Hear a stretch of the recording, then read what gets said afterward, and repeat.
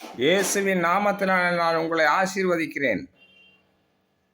ஆதியிலே வார்த்தை இருந்தது, அது இந்த வார்த்தை தேவனாய் இருந்தது, அது மாம்சமாய் பூமியிலே வந்தது. அந்த வார்த்தை தான் பைபிள், வேதம், பரிசுத்த ஆவியானவர்னால் எழுதப்பட்டது. ஏசப்பா சொல்லி இருக்கிற வார்த்தைகள் அதெல்லாம்.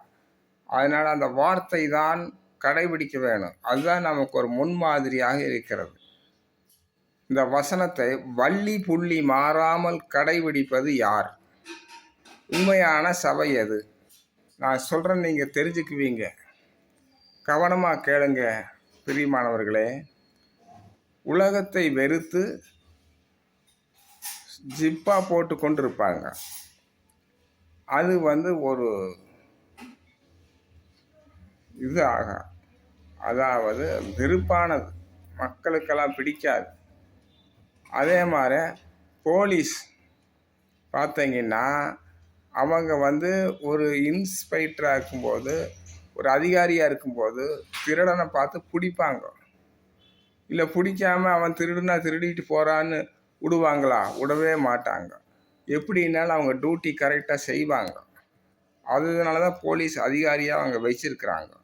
ரெண்டாவது டாக்டர்னா உயிரை காப்பாற்றுகிறவர், உயிரை கொல்லுகிறவர் அல்ல, உயிரை காப்பாற்றுகிறவர். அவர் தான் டாக்டர். இது எப்படின்னு கேட்டேன் என்றால், போலீஸ் நம்ம உண்மையான சத்தியம், வேதம், விசுவாசத்திலே உறுதியாய் இருங்கள் என்று தான் சொல்லுவாங்க. இது விசுவாசத்துட்டு வழியை போயிட்டு டாக்டர்கிட்ட மருந்து எடுத்துட்டு போ அப்படின்னாலாம் சொல்ல மாட்டாங்க. அதுதான் நன்றாக அறிந்து கொள்ளுங்கள். பிரதிஷ்டையான ஊழியம். டாக்டர் ஆனால் செத்து போகட்டுன்னு சொல்லிவிட மாட்டாங்க. டாக்டர் ஆனால் அவர் உயிரை காப்பாற்றுவார்கள். அதே போலதான் சத்தியத்தின்படி உபதேசிக்கிறவர்கள். உலகம், பிசாசு, மாமிசம் எல்லாவற்றையும் ஜெயித்து ஊழியம் செய்கிறவர்கள். பிரியமானவர்களே, மத்தேயு 10:9 சொல்லியிருக்கிறார். ஏசப்பாவே, வேற யாரும் சொல்ல கிடையாது, ஏசப்பாவே சொல்லியிருக்கிறார். நீங்கள் வழிக்கு பொன்னையாவது வெள்ளியையாவது எடுத்துக்கொண்டு போகக்கூடாது, தேடி வைக்கக்கூடாது என்று சொல்லியிருக்கிறார். நன்றாக கேட்டுக்குங்க. கையில் காலில் மோதிரம், ஜிமிக்கி இதெல்லாம் போட்டுட்டெல்லாம் ஊழியம் என்றால் நீங்கள் நிர்ணயிச்சு கொள்ளுங்கள் பிரியமானவர்களே.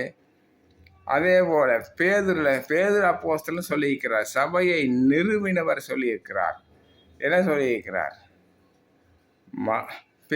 1 பேதுரு 3:3 பொன்னாபரணங்களை அணியக்கூடாதுன்னு சொல்லியிருக்கிறார். அணியுங்கள்னு சொன்னாரா? அதுதான் ஆதி அப்போஸ்தலர் சபை. அப்படித்தான் இருந்தது. அதை லைக் பண்ணுங்க. யார் எவர்னு கண்டு கொள்ளுங்கள் பிரியமானவர்களே. எந்த சபை என்று தெரிந்து கொள்ளுங்கள்.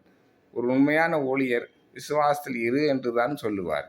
ஒரு உண்மையான போலீஸ்காரர் திருடனை பிடித்துத்தான் கொடுப்பார். அதே போலத்தான் ஊழியர் என்றால் சத்தியத்தின்படி நடக்க வேண்டும். நகை நட்டு வெள்ளிக்கு பேச வேண்டும். கர்த்தர் உங்களை ஆசீர்வதிப்பார். காட் பிளஸ் யூ பிரியமானவர்களே. இதை சப்ஸ்கிரிப்ஷன் பண்ணுங்கள், லைக் பண்ணுங்கள். ஆமென்.